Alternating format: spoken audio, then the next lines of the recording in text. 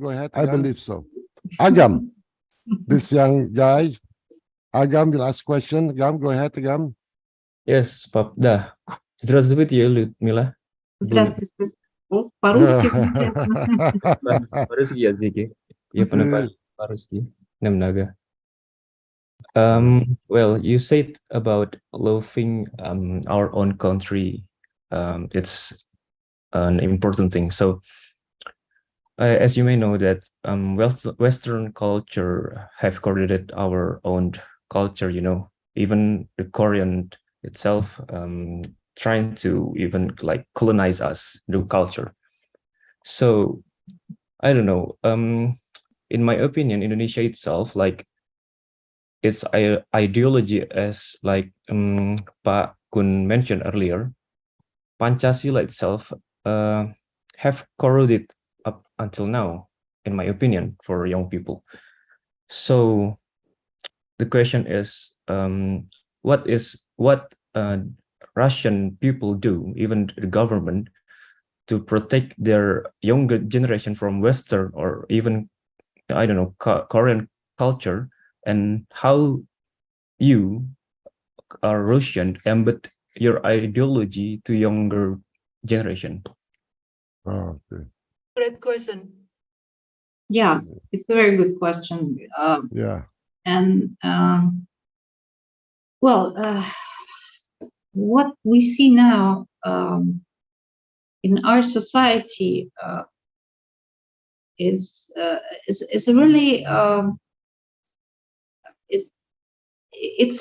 they are really trends that are quite worrying from my point of view. And for after the collapse of the Soviet Union, for maybe 20 years, we didn't pay enough attention to these things because we always admired European culture. You know, we always admired the things that Europe first came with: the art, the Christianity, philosophy, and we didn't notice that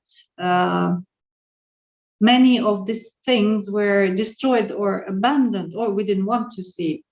And instead, this liberal ideology became actually a political instrument also to influence other countries, especially young people, through many Hollywood movies, social media. You mentioned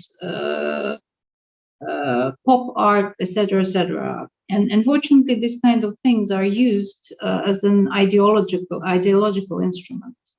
And as I said, for many years we didn't notice it. We didn't want to see it, and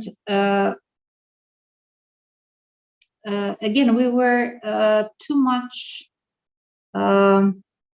We paid too much attention to material things, you know, forgetting values.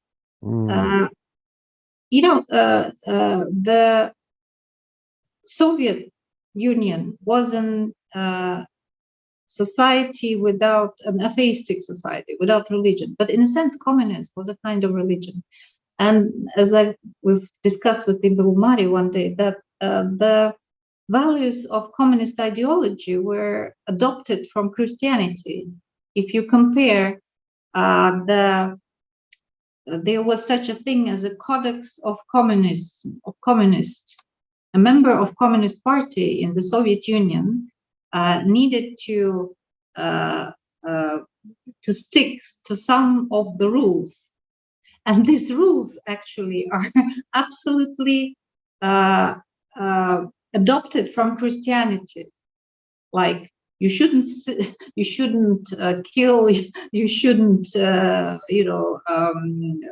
steal, you shouldn't engage in adultery.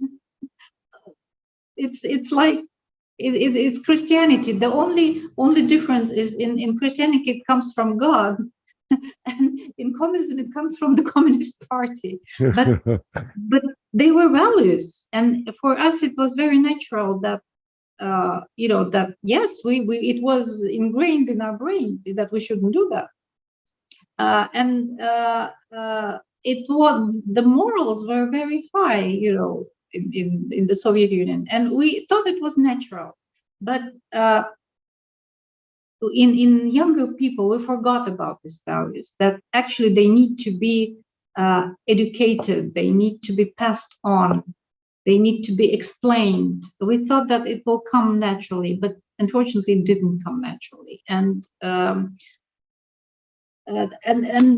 that's a problem, I would say. That's a problem. I think it's all over the world. And also this disengagement between people, because they are not communicating directly right now, but through different gadgets. And that also, it makes people more self-centered, I would say, less inclined to be to empathize with other people. What I see in young people, for instance, forgive me, I don't want to offend anyone. Young people are very intelligent. If I talk about my daughter, for instance, or my son-in-law, they're very intelligent because they have this mass of information coming from the internet, anything. We didn't have access to that, any source of information. But what they lack is what we call emotional intelligence, because they don't need to make an effort. When you talk to a person without a gadget, you try to understand his feelings through looking at his face, listen to the tone of his voice, but when you have a gadget and you write a message, you don't need to make this effort. You just put an emoji and everything is clear what emotion you are trying to convey. So that's what young people probably lack. Missing, yeah, that's missing. It's not their fault, actually. It's how technologies develop. Maybe in a part, it's we, our parents, are to blame for having missed this important part of educating and raising our children. And of course, again, unfortunately, culture is also, in a very not high culture, but pop art is used also as an ideological and political instrument. That's For true. instance, like Hollywood movies, they always, very simple example, they always portray Russians as bad guys. It's an ideological instrument. Okay, some people just think all Russians like are like in the Hollywood movies, very scary people, which we are not, believe me.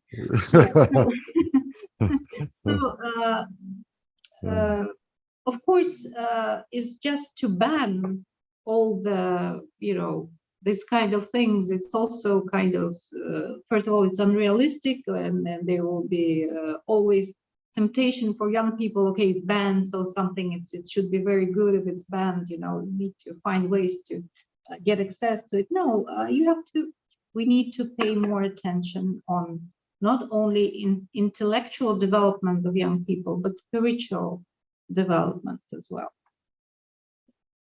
Very comprehensive explanation. So actually this culture problem is everywhere.